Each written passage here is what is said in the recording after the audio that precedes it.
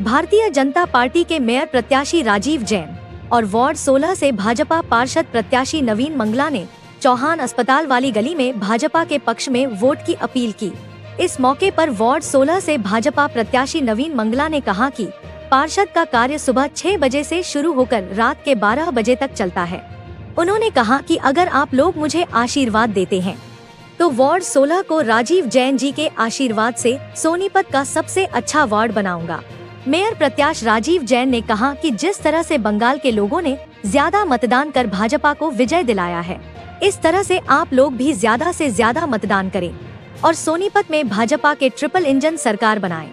उन्होंने कहा कि मुख्यमंत्री ने सोनीपत की पानी भराव की समस्या के लिए 350 करोड़, कैमरे व अन्य विकास कार्यों के लिए करोड़ों रुपए की सौगात दी है।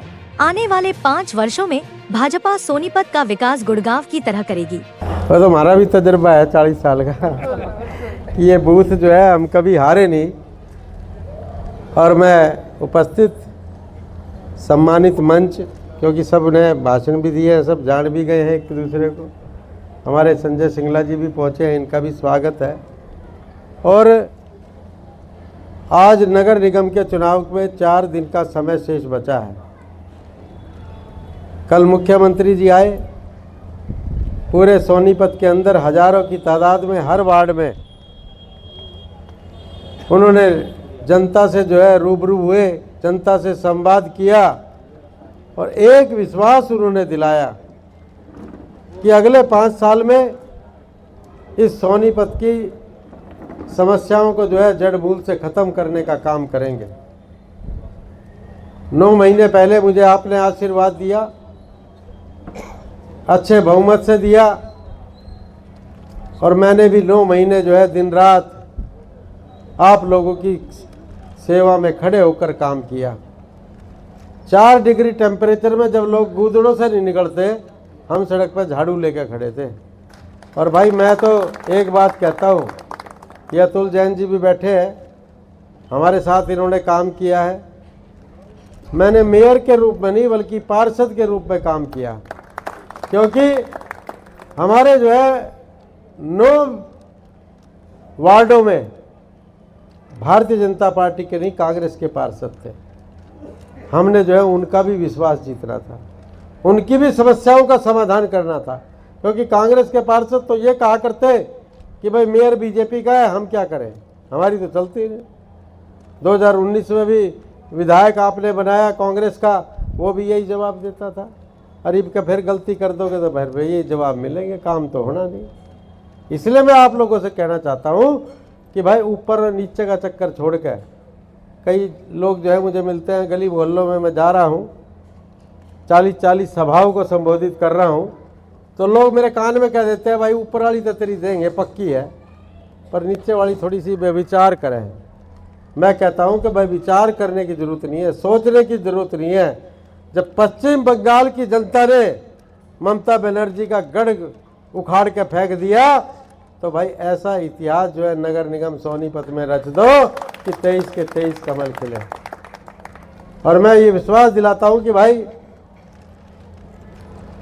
मैं तो कहा करता था कि भाई मेरी चाल जो है दिखाऊंगा, चाल दिखाइए कि नहीं दिखाई।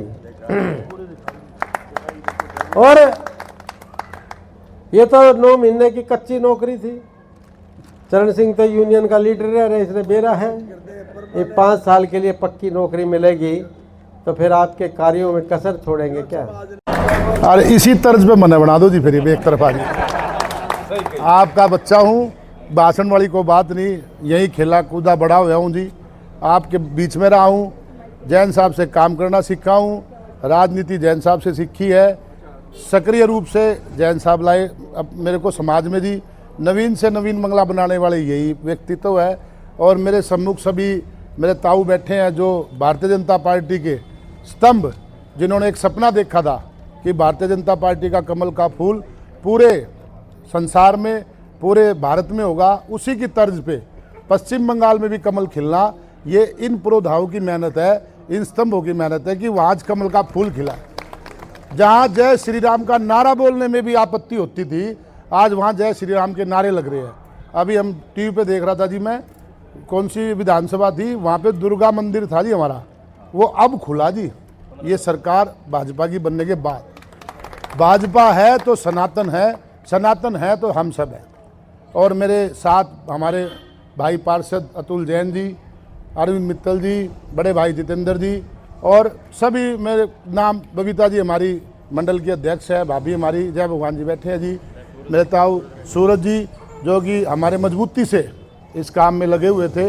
अरे भाई पूरे मुकाबले के मेरे प्रत्याशी भी थे पार्टी में, यह बात भी है। पार्टी ने जो आदेश दिया मेरे को दिया, तो मैं आपके बीच में हूँ। सूरज जी होते तो सूरज जी, डॉक्टर साहब हमारे बीच पहुँच चुके हैं, अत्रे जी हमारे बहुत ही सम्मानीय यहाँ से